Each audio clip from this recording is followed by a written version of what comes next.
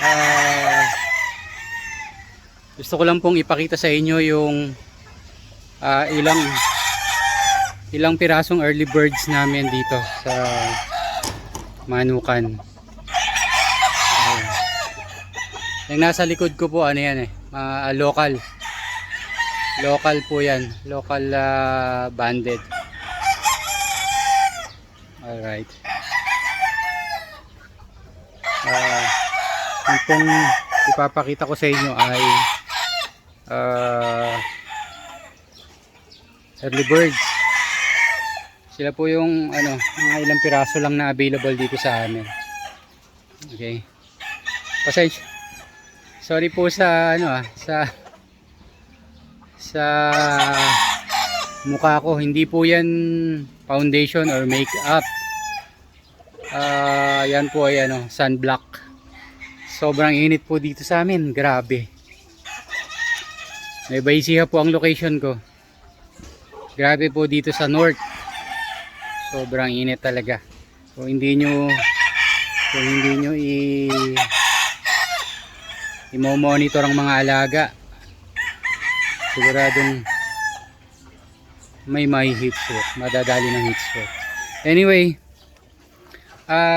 papakita ko po sa inyo itong ilang piraso naming available na early birds. Not banded po ito kasi hindi po sila pumasa sa early bird banding dahil maaga pong nagbagsak ng mga primary feathers nila. Yung primary wing bumagsak po agad kaya eto, wala po silang hindi sila nakapasa sa wing banding. Anyway, pakita ko po sila sa inyo.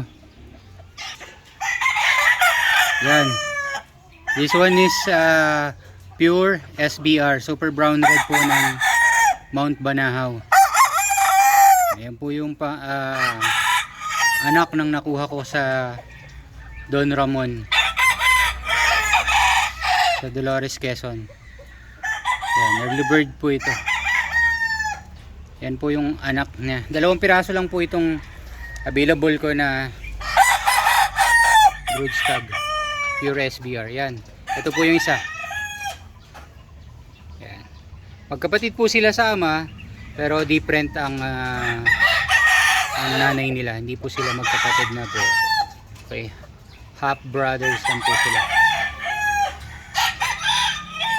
Okay, yan po yung dalawa. And then doon tayo sa golden boy.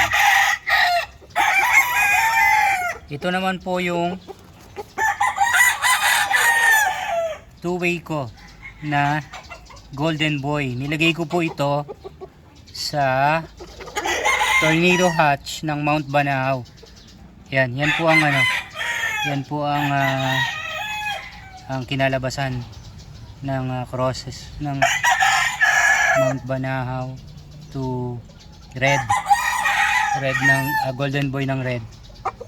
Yan, actually po ito?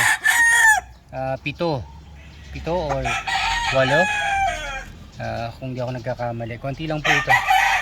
Again, ulitin ko po, ito po yung mga hindi nakapasa sa wing banding ng early birds. Yan, kasi po bumagsak po agad ang kanilang primary wing feather. Yan. Ayan po yung isa. Oops, lumalago. Yan, medyo malikot po siya kasi hindi pa sila masyadong sanay dito sa hardening. Okay. And ito pa po yung isa. Yan. Magkapatid po yan. Full brothers po yan. Again, golden boy to tornado hatch. Yan po ang kinalabasan. Amen. Ayan. Yan po ang itsura nila. Yellow legs pa rin po. Meron lang konti-konting itim-itim, konting-konti lang po.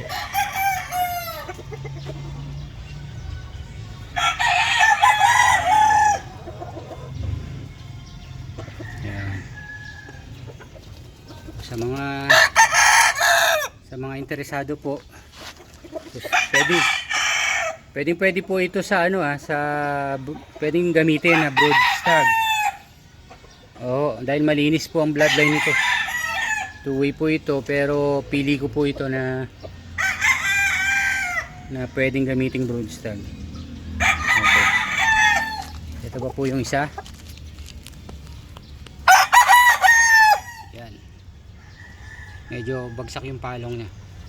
Hindi ko pa po pinupungutan kasi baka may makakursunada na gamiting brood stag. Para sa akin po kasi mas okay yung mas okay yung hindi na pupungusan na brood stag.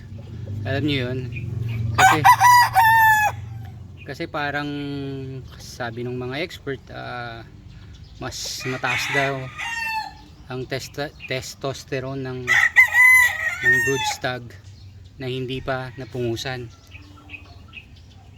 Well, anyway, yun naman ay sabi lang ng expert. Depende pa rin po sa inyo kung anong paniniwala niyo. Yan.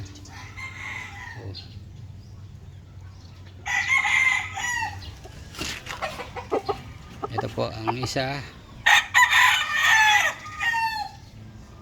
Yan. Okay. Lipat po tayo dun. Ito po yung isa. Yan, maganda po ito.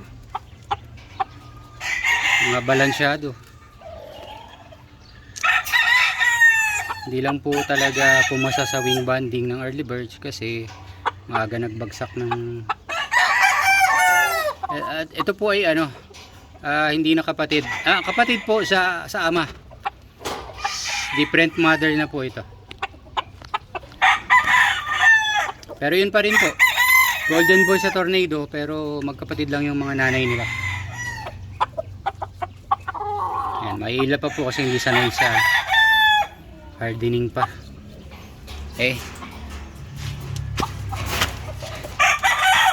Ben, sumabit pa. Ito pa yung isa. Ayan.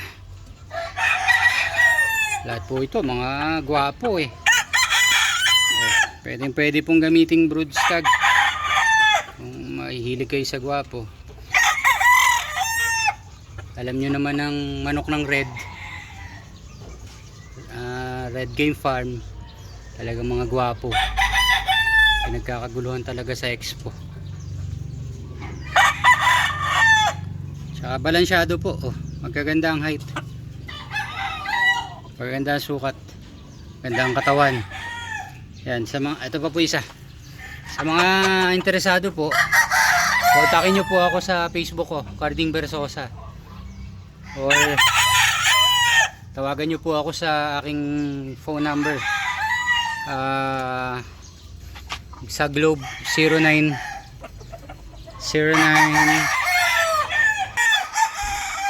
yan, ulitin ko po yung contact number sa Globe 0917 324-7344. Ayan, ulitin ko po 0917 324-7344. Yan po ang Globe. And yung smart ko ay 0925-807-8708. Yan pong dalawa. Pwede nyo po akong tawagan sa mga interesado, or sa Facebook. Pwede nyo rin po akong message, PM nyo po ako doon, Carding Versosa. And yan nyo po ako pwedeng kontakin sa mga gusto pong mag-avail. Dalawa po yung pure na SBR, and 7 yung yung two-way cross ko ng Golden Boy sa Tornado Hats. Yan, Golden Boy po ng Red Game Farm line and Mount Banahaw line. Pinag-cross ko sila. Alright, yan po. And makikisuyo na rin po ako sa inyo mga senyores na paki-subscribe or like and follow yung aking FB page na Carding Versosa. Paki-follow nyo po ako sa Carding Versosa and paki-subscribe po yung YouTube channel natin na Wood Tiger 830 at saka Carding Versosa. Dalawa po yung aking account. Alright mga senyores, maraming salamat po. Again, uulitin ko po, hindi po ako naka-makeup. Sunblock lang po yan, sunblock. Masyado pong mainit dito. Okay, salamat po. Maraming salamat. God bless everybody. Until next time.